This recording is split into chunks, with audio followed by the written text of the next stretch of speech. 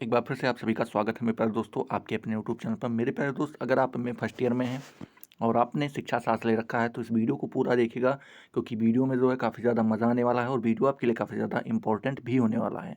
Important इसलिए होने वाला है क्योंकि हम बात करने वाले हैं शिक्षा शास्त्र के पेपर नंबर 3 के बारे में, जिसका नाम है शिक्षा के समाजशास्त्रीय आधार। ठीक है, आपकी यूनिवर्सिटीज़ में हो सकता है ये चीज़ चेंज हो सकता है ये पेपर 2 नंबर पेपर में दिया गया हो या चौथे नंबर में, 5वें नंबर में दिया गया हो, तो बिल्कुल भी घबराने की ज़रूरत नहीं, पढ़ना पड़ता है ये चीज़ें, बस थोड़ा इधर-उधर कर दी जाती हैं, ठीक है?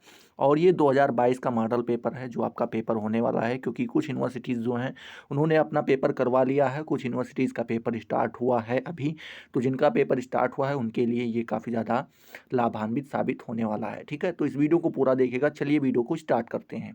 बात करें जब प्रश्न पत्र आपको मिल जाता है मेरे प्यारे दोस्त, तो पूरे प्रश्न पत्र को 3 खंड में बाँट दिया जाता है और आप सभी को पता है कि खंड आ का मतलब होता है कि अति लघु उत्तरीय प्रश्न, ठीक है? खंड बा का मतलब होता है लघु उत्तरीय प्रश्न और खंड सा का मतलब होता है दीर्घ उत्तरीय प्रश्न। इन 3 खंडों में पूरे प्रश्न पत्र को बाँट दिया जाता है। तो पहले हम देखते हैं खंड आ मतलब अति लघु उत्तरीय सेक्शन वाले को देखते हैं। जब आपको पेपर मिलेगा उसमें जब आपका खंड आ लिखा रहेगा उसके नीचे नोट करके कुछ इंस्ट्रक्शन दे दिया जाता है।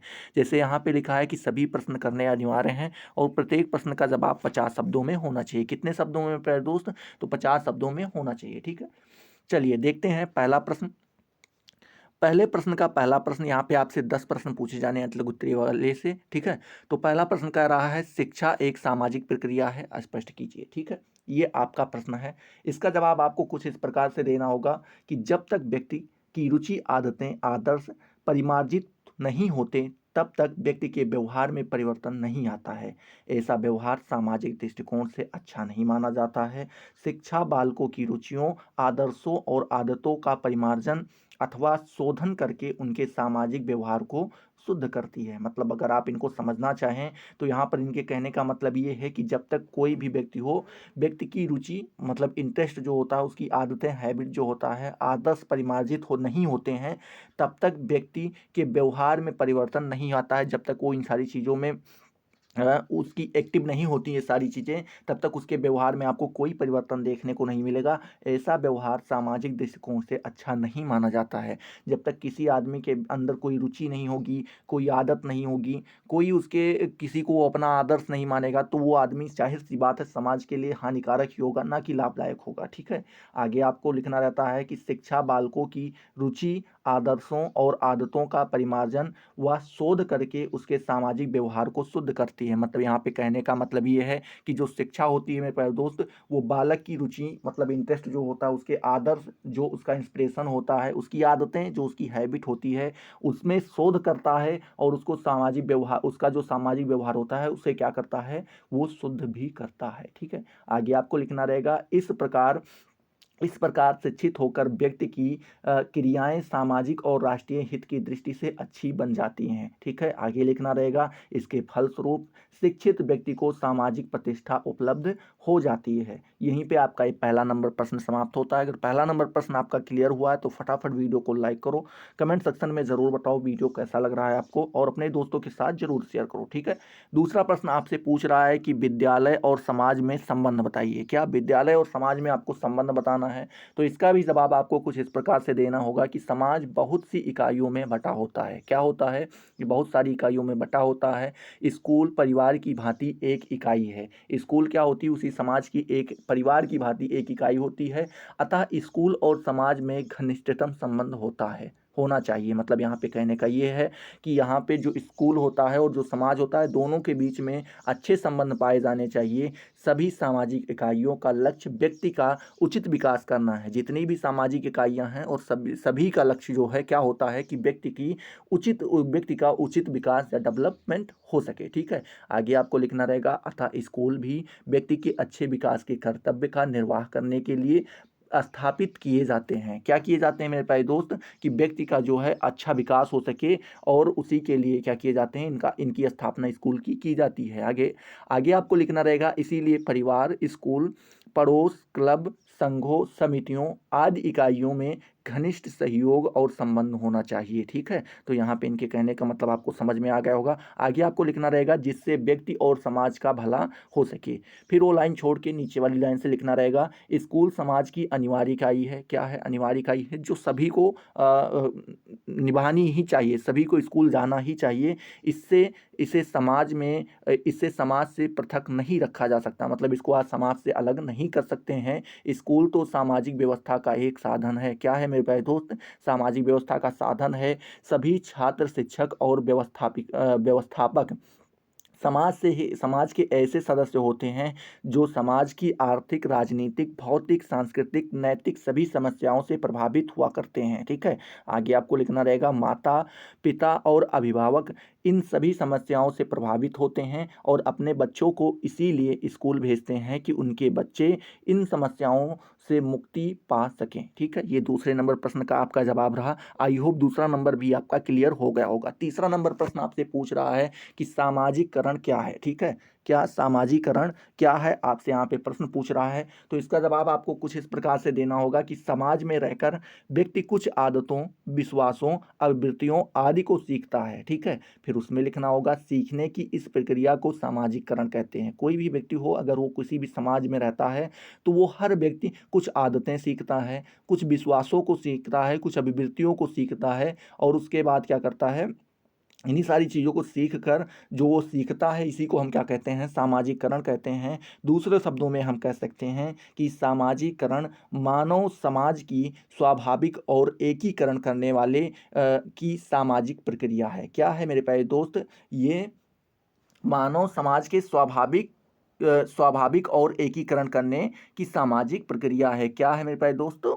तो ये आपको यहाँ पे समझ में आ गया होगा। ठीक है, अब आपको हेडिंग इसी में डालनी होगी। ड्रेबर के अनुसार, ड्रेबर महोदय ने लिखा है सामाजिकरण वह प्रक्रिया है जिसके द्वारा व्यक्ति अपने सामाजिक वातावरण से समायोजन करता है और सामाजिक मान्यता प्राप्त करता है। ठीक है, और वह समाज का मान्य, सहयोगी तथा कुशल सदस्य बनता है। ठीक है, यह किसने कहा है? ड्रेबर महोदय ने कहा है। इनका कहने का मतलब ये था कि सामाजिकरण वह प्रक्रिया है जिसके द्वारा व्यक्ति किसी भी समाज में क्या करता है, उसके वातावरण में अपना समायोजन पहले स्थापित करता है। ठीक है, वहाँ के माहौल में ढलने का प्रयास करता है और सामाजिक मान्यता प्राप्त करके, सामाजिक मान्यता मतलब सभी लोग उसको ये मानने लगते हैं कि हाँ अब ये भी इसी समाज से जुड़ गया है, इसी समाज का व्यक्ति है।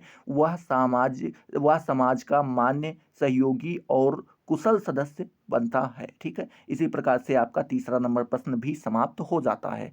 अगर वीडियो पसंद आ रहा है तो फटाफट वीडियो को लाइक करो, अपने दोस्तों के साथ शेयर करो और कमेंट सेक्शन में ज़रूर बताया करो कि वीडियो कैसे लगा, अच्छा लगा, बुरा लगा, बिल्कुल पसंद आया, बहुत अच्छा पसंद आया, बिल्कुल पसंद नहीं आया, आप कुछ भी बताइए। तो इससे क्या होगा कि हमारे अंदर भी क्या होती है कि उत्साह बढ़ता है कि चलो लोगों को पसंद आ रहा है, जिनके लिए हम मेहनत कर रहे हैं उनको समझ में आ रहा है। अब जब आप कोई प्रतिक्रिया ही नहीं देते हैं तो हमको समझ में भी नहीं आता कि पता नहीं ये लोग देखकर चले जाते हैं, इनको समझ में भी आता है कि नहीं आता है। ठीक है, तो लाइक किया करो और कमेंट सेक्शन में ज़रूर बताया करो। नहीं पसंद आ रहा है तो डिसलाइक करो और वो भी बताओ उस कमेंट सेक्शन में कि सर आप बिल्कुल बकवास पढ़ाते हो, बिल्कुल मन नहीं लगता है और मज़ा बिल्कुल नहीं आता, ये सब कुछ भी लिख सकते हो। ठीक है, चलिए चौथा नंबर प्रश्न आपसे पूछ रहा है परिवार के बारे में, परिवार से आपका क्या अभिप्राय है, ये आपका चौथा नंबर प्रश्न है। ठीक है, इसका जवाब आपको इस प्रकार से देना होगा घर या परिवार समाज की एक इकाई है। क्या है मेरे प्यारे दोस्त? ये समाज की एक इकाई है। यह सबसे अधिक आधारभूत सामाजिक समूह है। क्या है? यह सबसे अधिक आधारभूत सामाजिक समूह है। इसमें साधारणतया पति पत्नी और उनके बच्चे होते हैं। ठीक है, आपको आगे भी लिखना होगा कभी कभी पति या पत्नी के माता पिता भी उनके साथ रहते हैं। कुछ प्राचीन समाजों में नौकरों को भी परिवार का सदस्य माना जाता है। ठीक है, आगे लिखना रहेगा इसीलिए फैमिली शब्द की उत्पत्ति फैमुलस, ठीक है, फैमुलस शब्द से मानी जाती है। किससे मानी जाती है मेरे प्यारे दोस्त? तो फैमिली शब्द की उत्पत्ति फैमुलस शब्द से मानी जाती है जिसका अर्थ क्या होता है? सर्वेंट। क्या होता है मेरे प्यारे दोस्त? सर्वेंट होता है, ठीक है। फेमलेस शब्द का अर्थ क्या होता है? सर्वेंट होता है। आइए आपको लिखना रहेगा, परिवार का यह सबसे सरल रूप है जिसका जटिल रूप भारत में संयुक्त परिवारों में मिलता है। तो ये क्या है? सबसे सरल रूप था, एक पति पत्नी, उनके दो बच्चे, उनके बच्चे, और हो सकता है तो उनके माता पिता रहते हों, बस इतना। और यही चीज़ क्या होता है, जब आप भारत में जाएंगे तो भारत में यहाँ पे संयुक्त परिवारों को मिलते हैं, मतलब पति पत्नी जो हैं उनके भाई बहन भी साथ में रहते हैं, माता पिता भी रहते हैं, और बहुत सारे लोग ज़्यादा हो जाते हैं। परिवार जब कम से कम 18-20 की संख्या में हो जाते हैं तो वही संयुक्त परिवार कहलाने लगता है, ठीक है। आगे आपको एक हेडिंग डाल देनी रहेगी कि मैकाइबर व पेज महोदय ने लिखा है कि परिवार उस समूह का नाम है जिसमें स्त्री पुरुष का यौन संबंध पर्याप्त निश्चित हो, ठीक है, और इसके साथ इनका साथ इतनी देर तक रहे जिससे संतान उत्पन्न हो जाएं और पालन पोषण भी किया जा सके, ठीक है। या किसने कहा है? मैकाइबर महोदय ने परिवार की परिभाषा देते हुए लिखा है। तो आई होप परिवार वाला भी आपका ये सारी चीजें क्लियर हो गई होंगी, ठीक है। देखते हैं 5वां नंबर प्रश्न। 5वां नंबर प्रश्न आपसे पूछ रहा है कि समुदाय से आपका क्या अभिप्राय है, ठीक है। ये आपका 5वां नंबर प्रश्न है। इसका जवाब आपको कुछ इस प्रकार से देना होगा। समुदाय अंग्रेजी भाषा के कम्युनिटी का हिंदी रूपांतरण है, ठीक है। कम्युनिटी का अगर आप हिंदी में कम्युनिटी को हिंदी में अगर आप परिवर्तित करेंगे तो उसका अर्थ आपको समुदाय देखने के मिलेगा, ठीक है। आगे आपको लिखना रहेगा, कम्युनिटी दो शब्दों से मिलकर बना है, पहला कौम और दूसरा मुनीस, ठीक है। इसका मतलब कौम का अर्थ होता है क्या? टूगेदर। टूगेदर का मतलब होता है एक साथ, ठीक है, अर्थात एक साथ आप कह सकते हैं। तथा मुनिश का अर्थ होता है टू सेवर, टू सर्वर,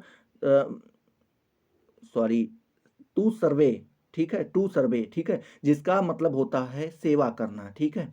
आगे इसका इस प्रकार कम्युनिटी शब्द का अर्थ हो जाएगा टू सर्वे टूगेदर, अर्थात मिलकर सेवा करना, ठीक है। इसका मतलब आपको यहाँ पे समझ में आ गया होगा। आगे आपको लिखना रहेगा, दूसरे शब्दों में हम कह सकते हैं समुदाय व्यक्तियों का एक ऐसा समूह जो मिलकर एक साथ रहते हैं और एक दूसरे की सेवा करते हुए अपने अधिकारों का उपयोग करते हैं, यही क्या कहलाता है? समुदाय कहलाता है, ठीक है। अब आपको एक वैज्ञानिक महोदय का नाम लिख देना रहेगा, गिन्सबर्ग महोदय ने लिखा है। आगे आपको हेडिंग डाल देनी है, गिन्सबर्ग महोदय के अनुसार उन्होंने कहा है समुदाय सामान्य जीवन व्यतीत करने वाले सामाजिक प्राणियों का एक समूह समझा जाता है, ठीक है। आगे उन्होंने लिखा है कि जिसमें सब प्रकार की असीमित, क्या? सब प्रकार की असीमित, विविध तथा जटिल संबंध होते हैं जो सामान्य जीवन के फलस्वरूप होते हैं या जो उसका निर्माण करते हैं, ठीक है। तो इस प्रकार से ये आपका समुदाय वाला भी यहाँ पे यानी 5 नंबर प्रश्न भी यहाँ पे आपका समाप्त होता है, ठीक है। 6ठा नंबर प्रश्न मेरे प्यारे दोस्त आपसे पूछ लेता है कि धर्म किसे कहते हैं, ठीक है। धर्म किसे कहते हैं, इसका जवाब आपको देना है 6ठे नंबर प्रश्न के अंतर्गत। तो इसका भी जवाब आपको कुछ इस प्रकार से देना होगा कि धर्म अंग्रेजी भाषा के रिलीजियस का हिंदी रूपांतरण है, ठीक है। आगे आपको लिखा रहेगा, रिलीजियन, रिलीजियन शब्द का निर्देशन वह है जिसमें व्यक्ति के आत्मबोध, क्या? आत्मबोध मतलब स्वयं से ही किसी चीज के बारे में जानकारी, आत्मनिर्देशन अपने खुद को ही क्या करना? निर्देश करना, ठीक है, और स्व विकास का लक्ष्य रखा जाता है। आगे आपको लिखना रहेगा कि सॉरी, परामर्शदाता, ठीक है, क्या? परामर्शदाता जो हमें क्या परामर्श देते हैं, कोई विचार हमारे सामने रखते हैं, द्वारा छात्र को प्रोत्साहित करना चाहिए ताकि वह स्वयं निर्णय ले सके और उस निर्णय के अनुसार अपना कार्य प्रारंभ कर सके, ठीक है। अब हेडिंग इसमें आपको मर्जी कहे तो डालिए, ठीक है, और मर्जी कहे तो यहीं पे आप 50 शब्द में ही होता है और यहाँ पे आप इन चीज़ों को समाप्त कर सकते हैं, ठीक है। चलिए, अगला प्रश्न आपसे पूछ रहा है मेरे प्यारे दोस्त, 7वां नंबर प्रश्न आपसे पूछ रहा है कि सामाजिक स्त्रीकरण के प्रकार बताइए। क्या पूछ रहा है? सामाजिक स्त्रीकरण के प्रकार बताइए, इसका जवाब आपको देना है। तो इसका जवाब आप कुछ इस प्रकार से देंगे मेरे प्यारे दोस्त, इस प्रकार से देंगे कि सामाजिक स्त्रीकरण मुख्य रूप से 2 प्रकार का होता है। कौन कौन सा होता है? जातिगत स्त्रीकरण और वर्गगत स्त्रीकरण, ठीक है। तो पहले हम देख लेते हैं जातिगत स्त्रीकरण। इसके अंतर्गत ये हेडिंग डाल देना है, 1 नंबर डाल के जातिगत स्त्रीकरण, और इसके अंतर्गत आपको लिखना है जाति के आधार पर व्यक्ति अथवा समूह का सामाजिक क्या मेरे प्यारे दोस्त, सामाजिक स्तर निश्चित करना जातिगत स्त्रीकरण कहलाता है, जैसे ब्राह्मण, क्षत्रिय, वैश्य तथा शूद्र। ठीक है, ये जो है जातिगत स्त्रीकरण कहलाते हैं। दूसरा नंबर आपको डालना है वर्गगत स्त्रीकरण। क्या वर्गगत स्त्रीकरण, इसमें आपको लिखना है व्यक्तियों को उनकी योग्यता, कुशलता, पद, अधिकार और कर्तव्य आदि के आधार पर उन्हें उच्च अथवा निम्न वर्ग में विभाजित करना वर्गगत स्त्रीकरण कहा जाता है। जैसे पद के आधार पर आईपीएस ऑफिसरों को उच्चतम और सिपाहियों को निम्नतम स्तर पर रखा जाता है। यह क्या कहलाता है? वर्गगत स्त्रीकरण कहलाता है। ठीक है, तो आई होप ये भी आपको समझ में आ गया होगा कि क्लियर हुआ है। तो फटाफट वीडियो को लाइक करो, कमेंट सेक्शन में जरूर बताओ वीडियो कैसा लग रहा है आपको, और अपने दोस्तों के साथ शेयर भी किया करो। ठीक है, अब आपसे 8वां नंबर प्रश्न पूछ रहा है मेरे प्यारे दोस्त कि आधुनिकीकरण। क्या मेरे प्यारे दोस्त, आधुनिकीकरण क्या है, आपसे यहाँ पे पूछ रहा है। तो इसका जवाब आपको कुछ इस प्रकार से देना होगा कि आधुनिकीकरण का शाब्दिक अर्थ है आधुनिकतम विचारों का स्वरूप व आधुनिकतम स्तर के अनुकूल करना। ठीक है, इसके आगे आपको लिखना रहेगा इस प्रकार के अनुकूलन से हम परंपरा, क्या परंपरा अर्थात अर्ध परंपरा को त्याग कर विचारों, कार्यों व तथ्यों, क्या मेरे प्यारे दोस्त, विचारों, कार्यों व तथ्यों को आधुनिकतम उपलब्धियों की सहायता से सरल, सुगम, सुविधाजनक एवं गतिशील बनाते हैं। ठीक है, आगे आपको लिखना रहेगा संक्षेप एवं सरल शब्दों में हम कह सकते हैं कि आधुनिकीकरण का तात्पर्य किसी परंपरागत समाज में होने वाले उस परिवर्तन, रूपांतरण व गतिशीलता से है जिसमें वह परंपरागत सामाजिक, आर्थिक, धार्मिक, नैतिक तथा उन्नत व पाश्चात्य समाजों के आधुनिक व नवीन आध्यात्मिक मूल्यों एवं मानवीय आकांक्षाओं को ग्रहण करता है। ठीक है, यह क्या कहलाता है? आपका आधुनिकीकरण कहलाता है। तो आई होप ये 8वां नंबर भी आपका क्लियर हो गया होगा। 9वां नंबर प्रश्न आपसे पूछ रहा है कि संस्कृतिकरण क्या है मेरे प्यारे दोस्त। सांस्कृतिकरण क्या है, ये आपसे यहाँ पे प्रश्न पूछ रहा है, इसका भी आपको जवाब देना है। तो इसका जवाब आप कुछ इस प्रकार से देंगे कि भारत में ब्रिटिश समाज की स्थापना के बाद सामाजिक गतिशीलता के क्षेत्र में व्यापक परिवर्तन हुए। ठीक है, आगे लिखना रहेगा प्रोफेसर एम.एन. श्रीनिवास ने इस गतिशीलता को सांस्कृतिकरण की प्रक्रिया कहा है। प्रोफेसर श्रीनिवास ने सांस्कृतिकरण की इस प्रक्रिया का विश्लेषण करते हुए बताया है कि निम्न जातियों द्वारा उच्च जातियों के कर्मकांड, विचारधारा, भोजन की आदतों, वस्त्रादि तथा अन्य परंपराओं, मांस सेवन, शराब पीना, ठीक है, तथा पशु बलि करने को छोड़ना, अपनी जातियों में देवी देवताओं की पूजा करना आदि जीवन प्रणाली अपनाने से है। ठीक है, उसके बाद आगे आपको लिखना रहेगा इससे संस्कृतिकरण की प्रक्रिया प्रभावी बनी। ठीक है, तो ये इस प्रकार से आपका 9वें नंबर प्रश्न का भी जवाब यहाँ पे आपका क्लियर हो जाता है। अब 10वां नंबर प्रश्न आपसे पूछ रहा है कि राष्ट्रीय एकता की आवश्यकता पर संक्षिप्त टिप्पणी लिखिए। क्या राष्ट्रीय एकता की आवश्यकता पर आपको संक्षिप्त में टिप्पणी लिखनी है? तो इसका भी जवाब आप बड़ी आसानी से दे सकते हैं। लिखना है आपको राष्ट्रीय एकता के प्रति भारतीयों का ध्यान आकर्षित करते हुए डॉक्टर कानूनगो ने लिखा है। क्या लिखा है मेरे प्यारे दोस्त कि राष्ट्रीय एकता को हर देश को हर समय आवश्यकता है। क्या मेरे प्यारे दोस्त, राष्ट्रीय एकता की हर देश को हर समय आवश्यकता है, किंतु भारत के लिए इसकी कहीं अधिक आवश्यकता है। आगे लिखना है राष्ट्रीय एकता को देश की प्रगति का मूल मंत्र मानने वाले भारतीय स्वतंत्र, क्या मेरे भाई दोस्त, भारतीय स्वतंत्रता के सजग प्रहरी, ठीक है, पंडित जवाहरलाल नेहरू ने स्वाधीनता के युग को पदार्पण करने वाले अपने देशवासियों के नितार्थ यह संदेश प्रसारित किया था। हमें अपने देश, उन्होंने क्या संदेश दिया था, इसको थोड़ा इन्वर्टेड कामा में लिखिएगा। लिखना है हमें अपने देश की नवजात स्वतंत्रता, क्या मेरे प्यारे दोस्त, हमें अपने देश की नवजात स्वतंत्रता को सबल बनाना और उसको सुरक्षित रखना, क्या मेरे प्यारे दोस्त, उसको सबल बनाना और उसको सुरक्षित रखना अपना सर्वप्रथम कर्तव्य समझना चाहिए।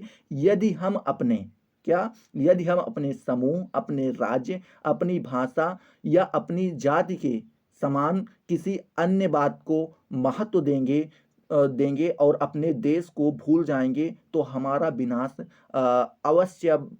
अवश्यंभावी मतलब कि यहाँ पे अब विनाश होना एकदम तय है। इन सब बातों का हमारे जीवन में उचित स्थान होना चाहिए, पर यदि हम इनको अपने से अधिक महत्व देंगे तो राष्ट्र के रूप में हमारा अंत आवश्यक है। ठीक है, तो इस प्रकार से आपका ये 10वां नंबर प्रश्न भी समाप्त हो जाता है। आई होप ये सारी चीज़ें आपको अतल गुत्थरी वाले सेक्शन की कवर हुई होंगी। अगर कवर हुई तो फटाफट वीडियो को लाइक करो, अपने दोस्तों के साथ शेयर करो। अभी तक आपने अगर चैनल को सब्सक्राइब नहीं किया तो सब्सक्राइब करके बेल वाले आइकन को जरूर प्रेस कर दो। और हाँ, कमेंट सेक्शन में जरूर बताओ वीडियो कैसा लग रहा है। ठीक है, तो जैसे ही आपका मेरे प्यारे दोस्त अतल गुत्थरी वाला सेक्शन समाप्त होता है, वहीं से आपका लघु उत्तरी वाला सेक्शन स्टार्ट हो जाता है, मतलब खंड भा स्टार्ट हो जाता है। इसके नीचे भी नोट करके कुछ इंस्ट्रक्शन दे दिए जाते हैं और उसमें लिखा है कि सभी प्रश्न करने अनिवार्य हैं और प्रत्येक प्रश्न का जवाब आपको 200 शब्दों में देना होगा। ठीक है, अब अगर आप यहाँ पे ध्यान से देखें मेरे प्यारे दोस्त, तो आपको थोड़ा बहुत ही जो है मूर्ख बनाया जा रहा है। ऐसे करके आपसे 10 प्रश्न पूछे जा रहे हैं। ठीक है, इनडायरेक्टली से आपसे 10 प्रश्न पूछे जा रहे हैं। 5 प्रश्न में सभी में 2-2 प्रश्न दिए गए हैं। ठीक है, पहले तो यहाँ पे आप देख सकते हैं, जैसे ये दिया है बालक का सामाजिकरण क्या है। उसके बाद अथवा लगा के दूसरा प्रश्न यहाँ पे पूछ लिया गया है कि सामाजिकरण के अधिकरण के रूप में विद्यालय के महत्व का विश्लेषण कीजिए। इस प्रकार से ये आपका दूसरा प्रश्न भी यहीं पे पूछ लिया जाता है। ठीक है, तो यहाँ पे आपसे 2 प्रश्न पूछे जाते हैं, लेकिन करने आपको एक ही होते हैं। तो यहाँ पे आपसे टोटल 10 प्रश्न पूछे जाएंगे, लेकिन आपको करने कितने रहेंगे? केवल 5 प्रश्न ही करने रहेंगे। ठीक है, तो पहला प्रश्न देखते हैं, बालक का सामाजिकरण क्या है, ये आपको यहाँ पे बताना है।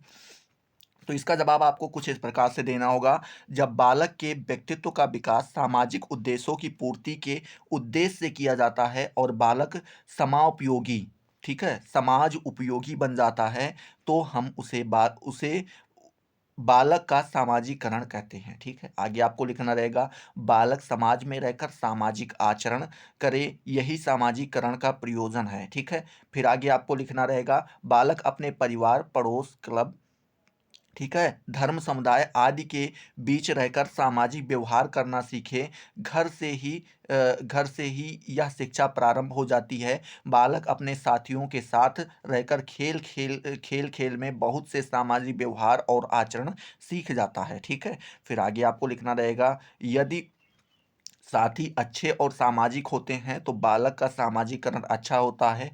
गंदे साथियों में रहकर वह गंदी बात सीखता है। घर में रहकर बालक विविध सामाजिक परंपराओं को सीखकर उनके अनुकूल आचरण करना सीखता है। ठीक है, फिर आगे लिखना रहेगा, इसी सामाजिक वातावरण में रहकर बालक अपने व्यक्तित्व, क्या मेरे प्यारे दोस्त, सामाजिक वातावरण में रहकर बालक अपने व्यक्तित्व का विकास करता है। विकास को बालक का सामाजिकरण कहा जाता है। ठीक है, इसी विकास को क्या कहा जाता है? बालक का सामाजिकरण कहा जाता है। तो ये आपका दूसरा नंबर प्रश्न यहीं पे समाप्त होता है। अथवा न करके जो दूसरा प्रश्न दिया गया है उसको देखने का प्रयास करते हैं कि सामाजिकरण के अभिकरण के रूप में विद्यालय के महत्व का विश्लेषण कीजिए, महत्व की विश्लेषण कीजिए। ये आपसे प्रश्न यहाँ पे पूछा गया है। ठीक है, तो इसके बारे में भी हम थोड़ा बहुत जानकारी प्राप्त करते हैं।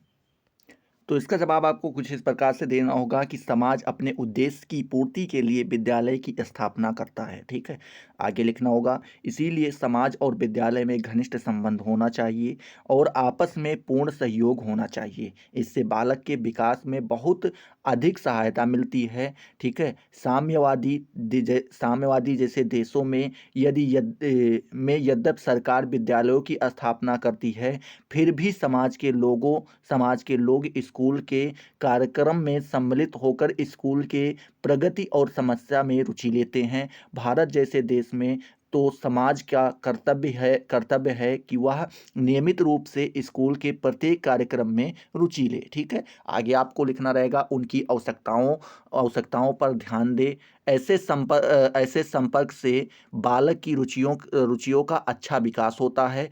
पारस्परिक सहयोग की प्रवृत्ति से बालक को अपना व्यक्तित्व विकसित करने में भारी सहायता मिलती है। माता पिता समाज के प्रबुद्ध लोग शिक्षा प्रेमी स्कूलों के साथ संपर्क रखते हुए बालक को स्वाभाविक विकास की ओर ध्यान दें। ठीक है, आगे आपको लिखना होगा उसी में कि घर और स्कूल में इस संबंध में प्रयोगात्मक प्रयास हो सकते हैं, परंतु उन प्रयासों में विरोध नहीं होना चाहिए। फिर लिखना रहेगा स्कूल का पाठ्यक्रम इस प्रकार हो कि उससे बालक और समाज की सारी आवश्यकताएं पूरी होती हों। पाठ्यक्रम में गृह अर्थशास्त्र, कृषि, सामाजिक विषय जैसे विषयों की प्रमुख स्थान दिया हो, ठीक है, दिया जाए। ये समाज और विद्यालय दोनों को बहुत निकट लाने वाले हैं, ठीक है। तो इस प्रकार से ये आपका दूसरे का अथवा भी यहीं पे आपका समाप्त हो जाता है, ठीक है। तीसरा नंबर प्रश्न आपसे यहाँ पे पूछ रहा है कि धर्मनिरपेक्ष की अवधारणा क्या है। क्या पूछ रहा है मेरे प्यारे दोस्त कि धर्मनिरपेक्ष की अवधारणा क्या है, इसके बारे में आपको जानकारी देनी है।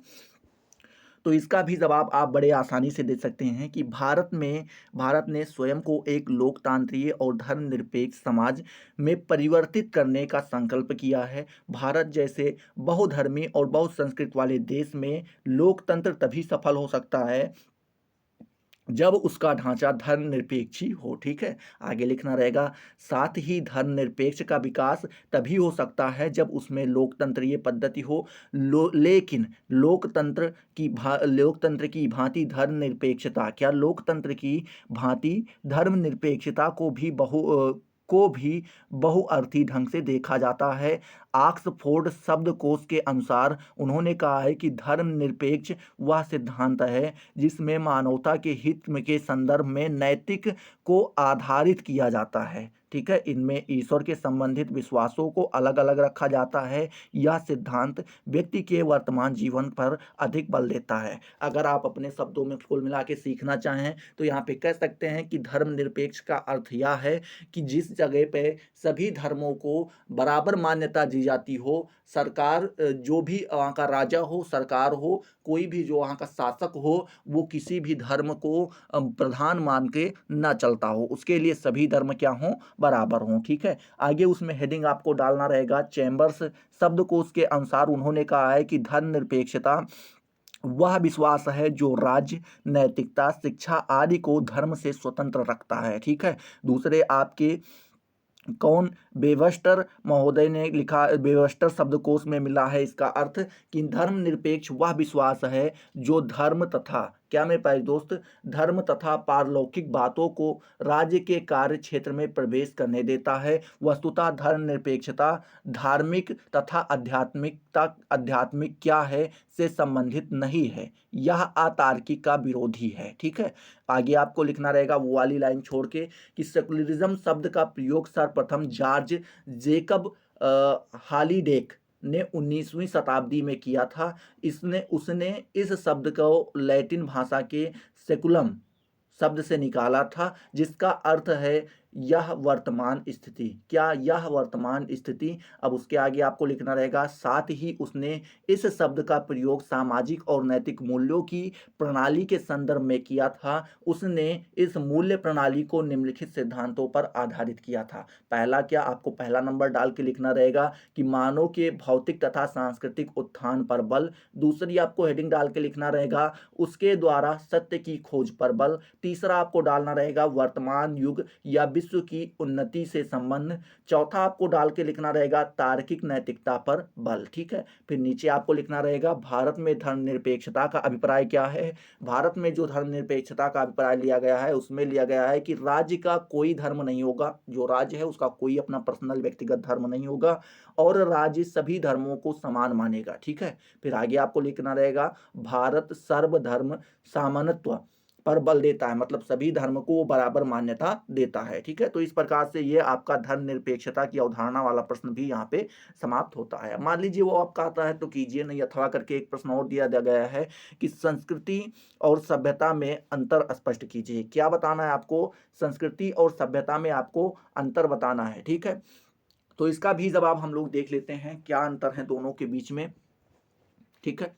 चलिए, तो इसका जवाब आपको कुछ इस प्रकार से देना होगा। प्रायः लोग संस्कृति और सभ्यता को समान अर्थ में प्रयुक्त कर देते हैं, परंतु ऐसा नहीं है। संस्कृति का अभिप्राय चिंतन, ठीक है, चिंतन तथा कलात्मक सर्जन की उन क्रियाओं से माना जाता है जो मानव जीवन के लिए प्रत्यक्षतः उपयोगी ना होते हुए भी उसे समृद्ध बनाती हैं। फिर आगे आपको लिखना रहेगा कि वह मानव प्राणी को मनुष्य बनाती हैं। इसी कारण संस्कृति को मानव समाज का सर्वश्रेष्ठ गुण माना जाता है। यह मानव की सर्वोत्तम उपलब्धि है। फिर आगे आपको लिखना रहेगा, सभ्यता से तात्पर्य उन आविष्कारों, उत्पादन साधनों तथा सामाजिक एवं राजनीतिक संस्थाओं से समझा जाता है जिनके द्वारा मानव जीवन का मार्ग सरल, सुलभ और स्वतंत्र बनता है। ठीक है, आगे वाली लाइन छोड़ के लिखना रहेगा कि सभ्यता मानव की बाह्य अभिरुचि का विकास एवं अभिव्यक्ति है। फिर लिखना रहेगा, इसके विपरीत संस्कृति मानव के आंतरिक अभिरुचियों का विकास एवं अभिव्यक्ति मानी जाती है। आगे आपको लिखना रहेगा वो लाइन छोड़ के कि सभ्यता में किसी युग, क्षेत्र या जनता को की निम्नलिखित बातें सम्मिलित होती हैं।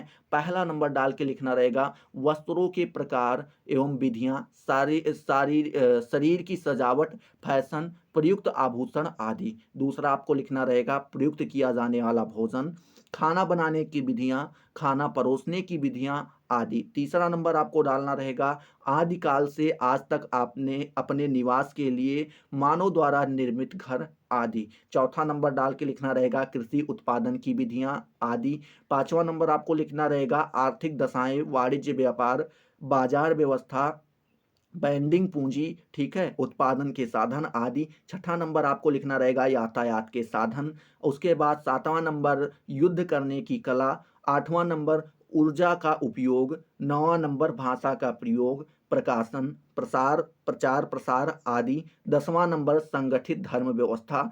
11वां नंबर, व्यक्तिगत स्वच्छता, क्या व्यक्तिगत स्वच्छता के साधन एवं विधियां। 12वां नंबर, मनोरंजन के साधन।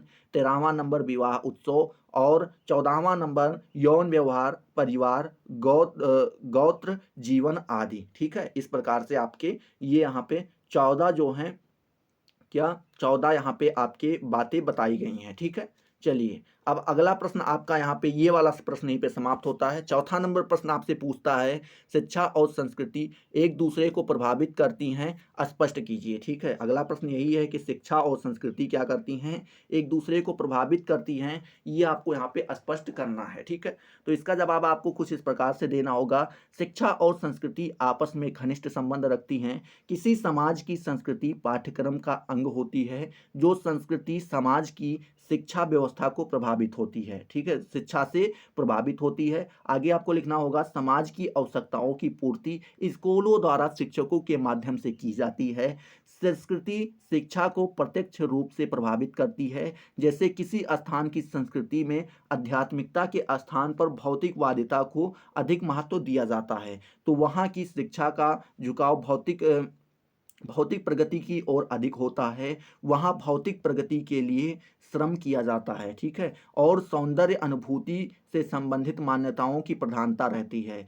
जहाँ व्यक्तिवादी, क्या मेरे प्यारे दोस्त, जहाँ पर व्यक्तिवादी प्रवृत्ति की प्रधानता होती है, वहाँ शिक्षा व्यवस्था में व्यक्तिवादी के विकास के लिए प्रयत्न किया जाता है। फिर वाली लाइन छोड़ के आपको लिखना रहेगा, हमारी शिक्षा दीक्षा हमारी संस्कृति से प्रभावित होती है। हमारे रीति रिवाज, मान्यताएं, परंपराएं हमारे सोचने समझने काम करने पर सीधा प्रभाव डालता है। ठीक है, आगे आपको लिखना रहेगा, जो बातें संस्कृति का प्रधान अंग होती हैं, समाज से मान्यता प्राप्त होती हैं, उन्हें हम आसानी से सीख लेते हैं। ठीक है, व्यक्ति उन्हीं बातों को स्मरण करता है और उसे सम्मान और प्रतिष्ठा देती है। निंदा करने वाली बातों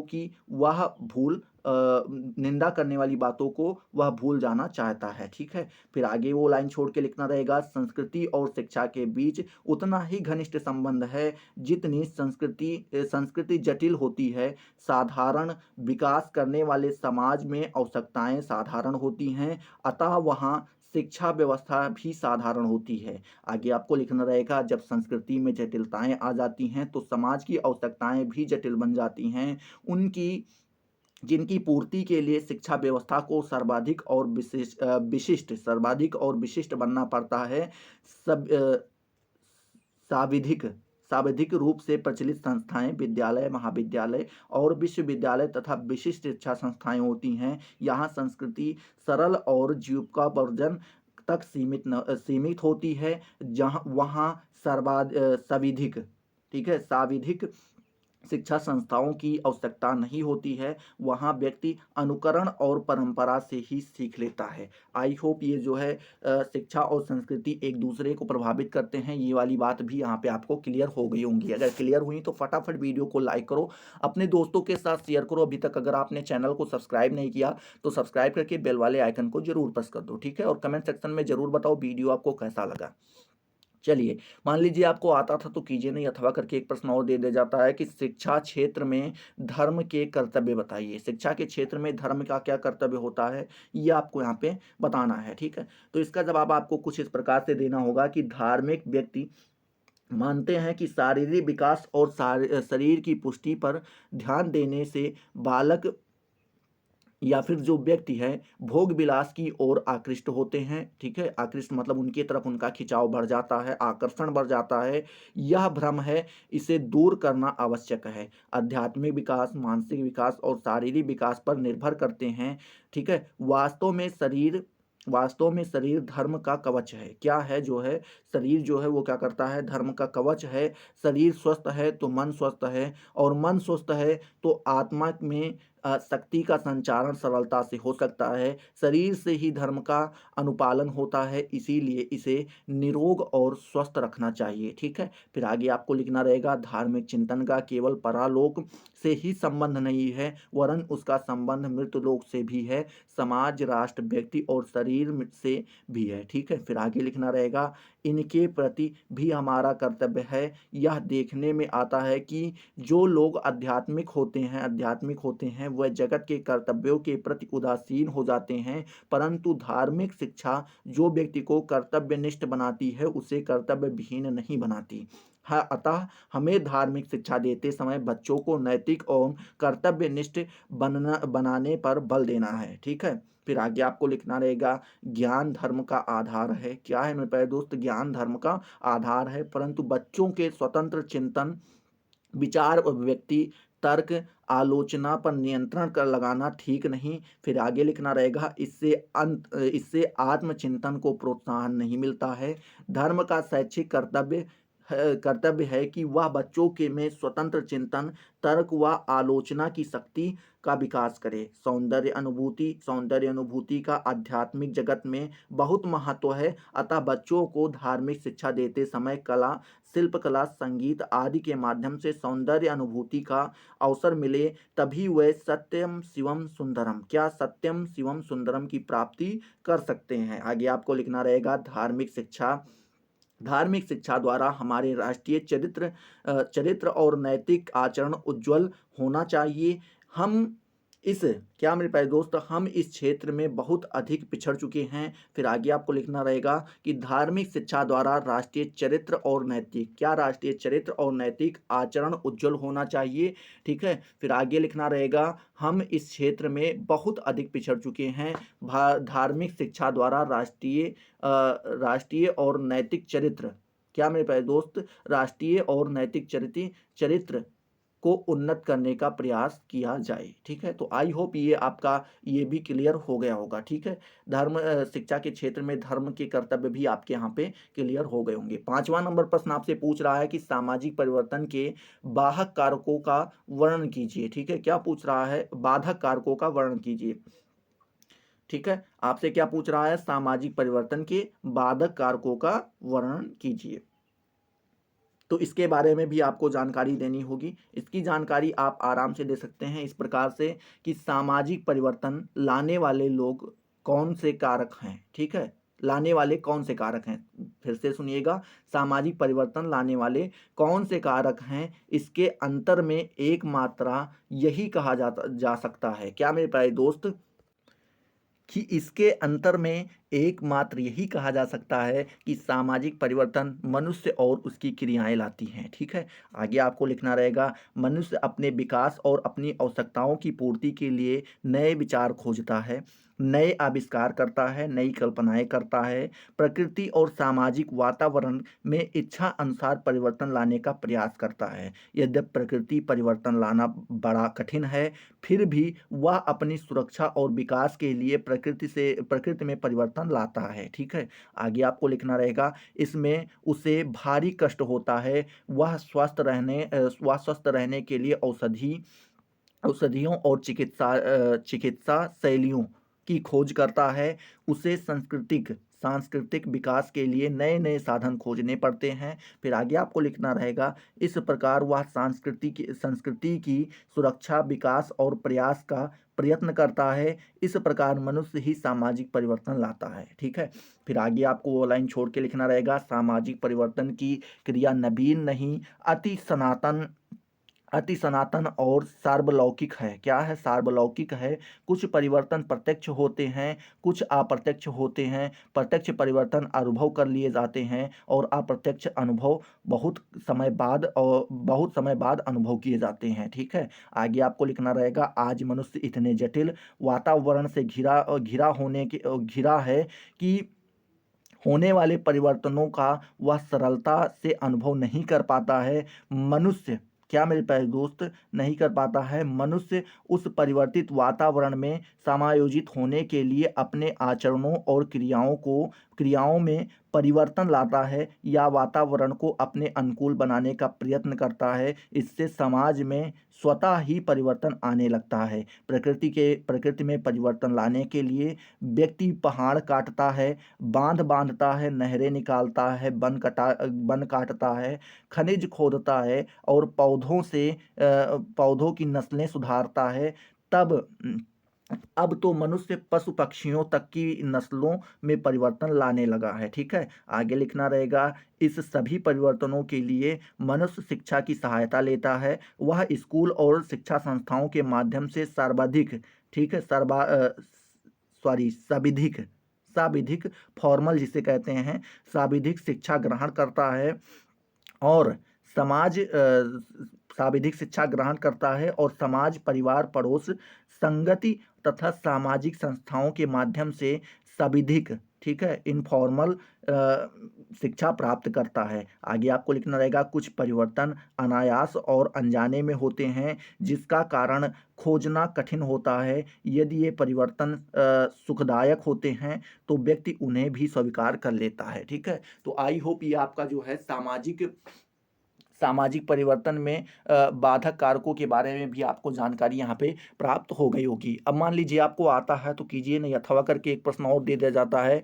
कि सामाजिक गतिशीलता में शिक्षा की भूमिका स्पष्ट कीजिए। क्या पूछ रहा है कि सामाजिक गतिशीलता में शिक्षा की भूमिका को आपको स्पष्ट करना है। ठीक है, तो इसका जवाब आपको कुछ इस प्रकार से देना होगा कि आदिकालीन समाजों में लोग अपनी सामाजिक स्थिति को दैवी मानते थे। ठीक है, क्या मानते थे? दैवी मानते थे। इस कारण उन्हें प्रचलित सामाजिक ढांचों को चुनौती नहीं दी। ठीक है, आगे आपको लिखना होगा, परंतु आधुनिक समाज वह है जिसमें प्राचीन सामाजिक स्तरों को समाप्त करके खुली गतिशीलता को स्थान प्रदान किया है। इस कारण आधुनिक समाज ने विद्यालय के परंपरागत कार्यों में परिवर्तन किया जिससे वह समाज की गतिशीलता के साथ कदम मिला सके। ठीक है, आगे वो लाइन छोड़ के लिखना रहेगा, इस संदर्भ में कार्ल विन वर्ग महोदय ने लिखा है, क्या लिखा है कि विद्यालय का प्रमुख कार्य नवीन मार्ग प्रशस्त करना तथा उनको सभी के लिए खोले रखना, जिससे वह सामाजिक गतिशीलता के बदलते हुए ढांचे के साथ कदम मिला सकें। विद्यालय इस कार्य को तभी पूरा कर सकता है जब वह सभी प्रकार के आर्थिक स्तरों के बालकों को अपनी उन्नति करने के लिए व्यापक अवसर प्रदान करेगा। ठीक है, तो आई होप ये आपकी सामाजिक गतिशीलता में शिक्षा की भूमिका भी आपको यहाँ पे समझ में आ गई होगी। ठीक है, छठा नंबर प्रश्न आपसे यहाँ पे पूछ रहा है मेरे प्यारे दोस्त, छठा नंबर प्रश्न आपसे पूछ रहा है, शिक्षा और सामाजिक स्तरीकरण के संबंध स्पष्ट कीजिए। क्या पूछ रहा है? शिक्षा और सामाजिक स्तरीकरण का में संबंध आपको यहाँ पे क्या करना है? स्पष्ट करना है। ठीक है, तो इसका जवाब आपको कुछ इस प्रकार से देना होगा कि सामान्यतया क्या आपको लेना होगा कि सामान्यतया समाज दो प्रकार के होते हैं। कितने प्रकार के होते हैं मेरे प्यारे दोस्त? दो प्रकार के होते हैं, बंद समाज और खुले समाज। ठीक है, बंद समाज में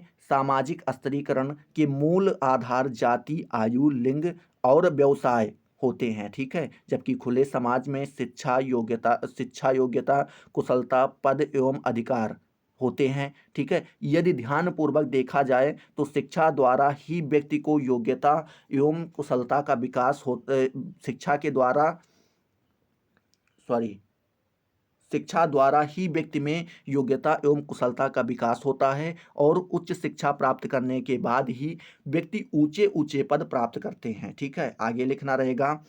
इस प्रकार आज के खुले समाजों में सामाजिक स्तरीकरण का मूल आधार शिक्षा होती है। ठीक है, इस संदर्भ में शिक्षा आज दो कार्य करती है। पहला बंद समाज का अंत और दूसरा प्रगतिशील समाज का निर्माण। क्या? प्रगतिशील समाजों का निर्माण। आगे आपको हेडिंग डाल के लिखना रहेगा, शिक्षा द्वारा बंद समाजों की समाप्ति। ये हेडिंग आपकी रहनी चाहिए, शिक्षा द्वारा बंद समाजों की समाप्ति। इसमें आपको लिखना रहेगा, जाति और धर्म पर आधारित रूढ़वादी। क्या मेरे प्रिय दोस्त? जाति और धर्म के पर आधारित रूढ़वादी समाजों को ही बंद समाज कहते हैं।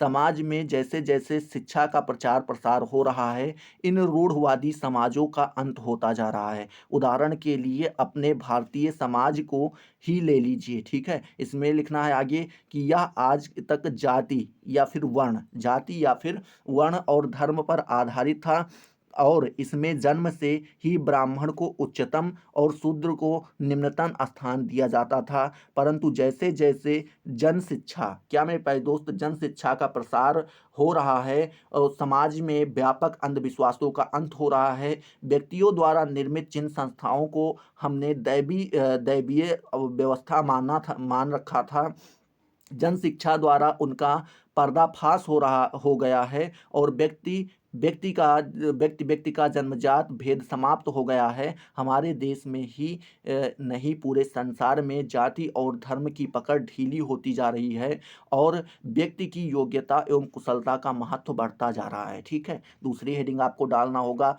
शिक्षा द्वारा प्रगतिशील समाजों का निर्माण। ठीक है, इसमें आपको लिखना होगा, जन शिक्षा के द्वारा समाज को रूढ़वादिता के घेरे से निकालना तो संभव है, परंतु उसे प्रगतिशील समाज नहीं बनाया जा सकता। प्रगतिशील समाज के निर्माण के लिए उच्च वैज्ञानिक एवं तकनीकी तथा प्रशासनिक शिक्षा की आवश्यकता होती है। आज संसार के प्रायः सभी समाज इस प्रकार की शिक्षा की व्यवस्था करने का प्रयत्न कर रहे हैं और शिक्षा के द्वारा उनका स्वरूप प्रगतिशील बनता जा रहा है। ठीक है, तो आई होप ये आपका जो है, क्या मेरे प्यारे दोस्त, शिक्षा और सामाजिक स्तरीकरण के बीच में संबंध भी आपको समझ में आ गया होगा। ठीक है, ये मान लीजिए आपको आता है तो कीजिए, नहीं अथवा करके एक प्रश्न और दे दिया जाता है कि राष्ट्रीय महिला शिक्षा समिति 1958 पे आपको क्या लिखनी है? टिप्पणी लिखनी है। क्या लिखनी है मेरे प्यारे दोस्त? टिप्पणी लिखनी है। तो इसके बारे में भी हम लोग थोड़ी बहुत जानकारी ले लेते हैं।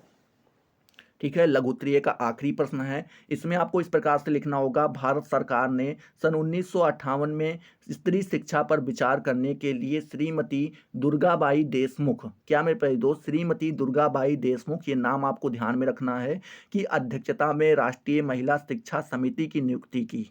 इस समिति को देशमुख समिति भी कहा जाता है। ठीक है, क्या कहा जाता है? देशमुख समिति भी कहा जाता है।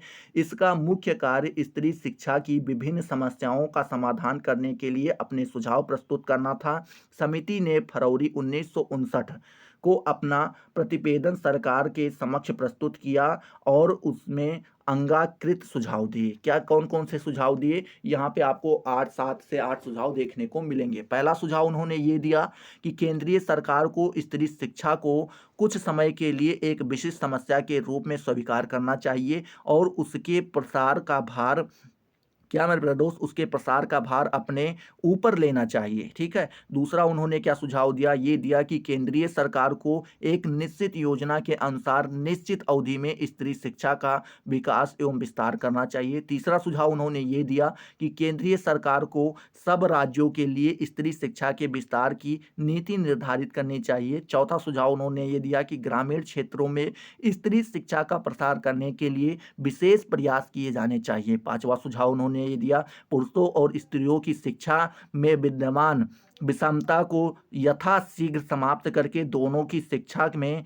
समानता स्थापित की जानी चाहिए। छठा सुझाव उन्होंने ये दिया, केंद्रीय शिक्षा मंत्रालय की शिक्षा स्त्री शिक्षा की समस्या पर विचार करने के लिए राष्ट्रीय महिला शिक्षा परिषद नामक एक पृथक इकाई की सृष्टि करनी चाहिए। सातवां उन्होंने सुझाव ये दिया कि राज्यों में स्त्री शिक्षा का प्रसार करने के लिए बालिका एवं स्त्री शिक्षा की राज्य परिषदों का निर्माण किया जाना चाहिए। आठवां सुझाव उन्होंने ये दिया कि प्राथमिक एवं माध्यमिक स्तरों पर बालिकाओं को शिक्षा की अधिक सुविधाएं प्रदान की जानी चाहिए। ठीक है। तो ये 8 सुझाव जो है किसने दिया था, तो देशमुख जी ने दिया था। किसने दिया था मेरे प्यारे दोस्त, देशमुख जी ने दिया था। ठीक है।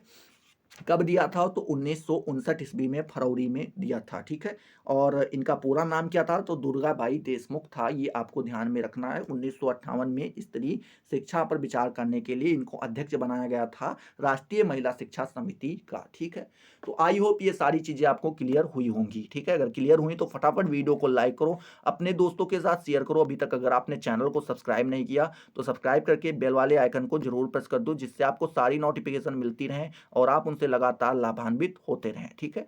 तो चलिए अब देखते हैं खंड नंबर 7 के बारे में। दीर्घ उत्तरीय प्रश्न, जिसको हम लोग जानते हैं दीर्घ उत्तरीय प्रश्न के नाम से। इसमें आपको ध्यान देना है, यहाँ भी नोट करके कुछ इंस्ट्रक्शन दे दिया जाता है और यहाँ पर भी आपको लिखा गया है कि केवल आपको 2 प्रश्न करने अनिवार्य हैं। ठीक है। कितने करने हैं, 2 प्रश्न आपको करने हैं। 4 प्रश्न दिए जाएंगे लेकिन 2 ही आपको करने रहेंगे और प्रत्येक प्रश्न का जवाब जो है 500 शब्दों में होना चाहिए। देखते हैं प्रश्न किस प्रकार से पूछा जाना था। 7वां नंबर प्रश्न आपसे इस प्रकार से पूछा गया था कि भारतीय सामाजिक व्यवस्था एवं शिक्षा पर टिप्पणी लिखिए। क्या, भारतीय सामाजिक व्यवस्था एवं शिक्षा पर आपको क्या लिखना है, टिप्पणी लिखना था। 8वां नंबर प्रश्न आपसे पूछा था कि परिवार क्या है, क्या परिवार बालक की शिक्षा में अहम भूमिका निभाता है, स्पष्ट कीजिए। ठीक है। मोस्ट इंपॉर्टेंट क्वेश्चन था। आगे आपका ये 9वां नंबर प्रश्न पूछा गया था कि धर्म किसे कहते हैं, शिक्षा में धर्म के स्थान की विवेचना कीजिए। क्या, शिक्षा में धर्म के स्थान की आपको विवेचना करनी थी। ये आपका 9वां नंबर प्रश्न था। 10वां नंबर प्रश्न आपसे पूछा गया था मेरे प्यारे दोस्त, क्या पूछा गया था, 10वां नंबर पूछा गया था कि निम्नलिखित पर संक्षिप्त टिप्पणी लिखिए। क्या, आपको यहाँ पे 4 पॉइंट दिए गए थे और चारों पे आपको छोटी छोटी टिप्पणी लिखनी थी। ठीक है। अब देखते हैं चारों पॉइंट कौन कौन सी थी। पहला पॉइंट ये था कि भारत में आधुनिकीकरण की प्रक्रिया क्या है, आपको यहाँ पे बतानी थी। आधुनिकीकरण के गुण व दोष दोनों आपको यहाँ पे गिनवाने थे। ठीक है। तीसरा यहाँ पे पूछा गया था संस्कृतिकरण व शिक्षा दोनों के बारे में आपको यहाँ पे लिखना था और समाजवाद क्या है यहाँ पर, ये भी आपको बताना था। तो आई होप ये सारी चीज़ें आपको क्लियर हुई होंगी। अगर क्लियर हुई हैं तो फटाफट वीडियो को लाइक करो, अपने दोस्तों के साथ शेयर करो। अभी तक अगर आपने चैनल को सब्सक्राइब नहीं किया तो सब्सक्राइब करके बेल वाले आइकन को जरूर प्रेस कर दो, जिससे आपको सारी नोटिफिकेशन मिलती रहें और आप उनसे लगातार लाभान्वित होते रहें। तो चलिए अगले वीडियो में मिलते हैं नए जोश नए टॉपिक के साथ। तब तक के लिए जय हिंद, जय भारत।